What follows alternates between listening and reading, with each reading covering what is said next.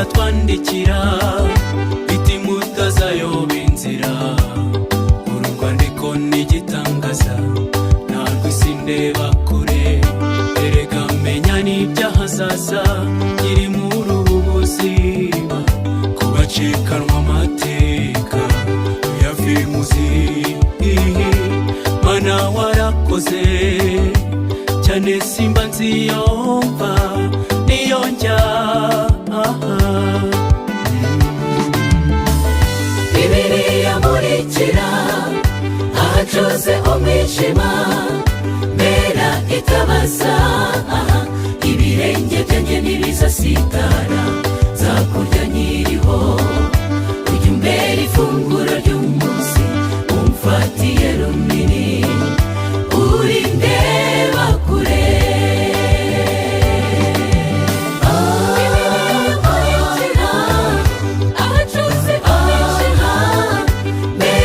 Itabaza ibirenge byanjye ntibizasitara.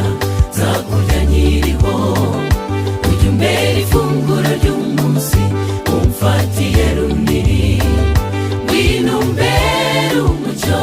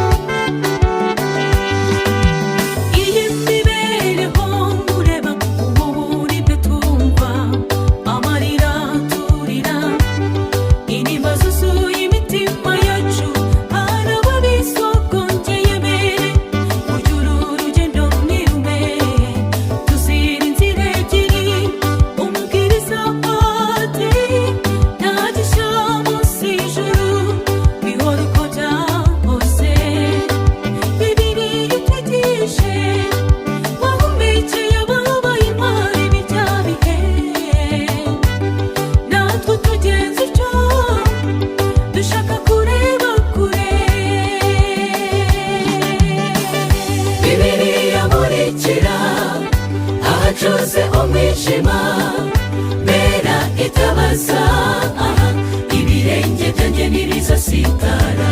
Nzakurya nkiriho, ujya umbera ifunguro ry'umunsi, umfatiye runini uri ndeba kure.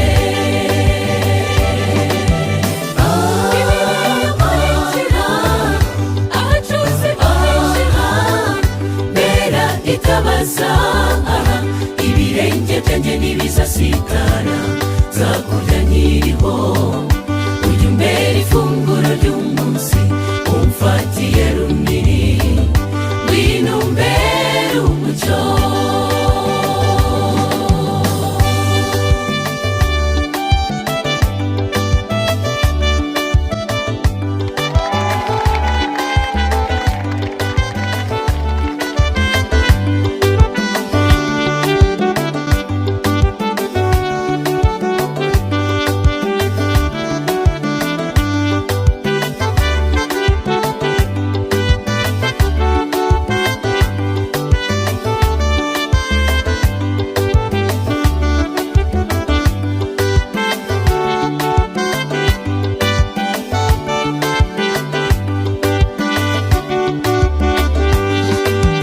Ibyaro kwibyakiye uzira mweru na muhima, abakuriyeho bavuka bambaye kuri Yesu.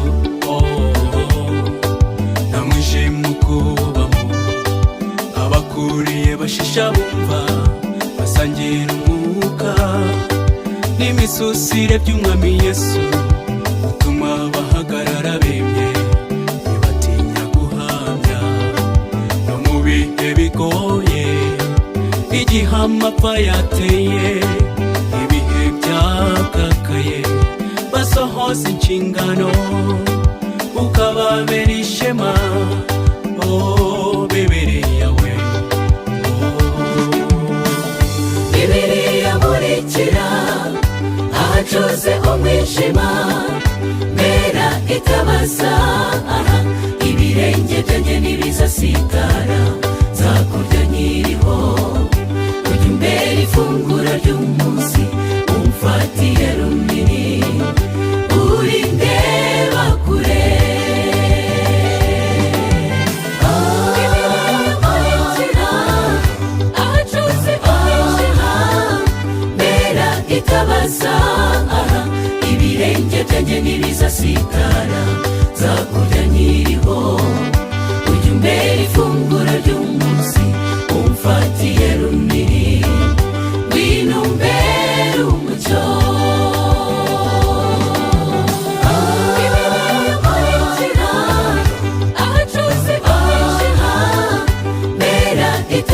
neza, ibirenge byanjye ntibizasitara, nzakurya nkiriho. Ujya umbera ifunguro ry'umunsi,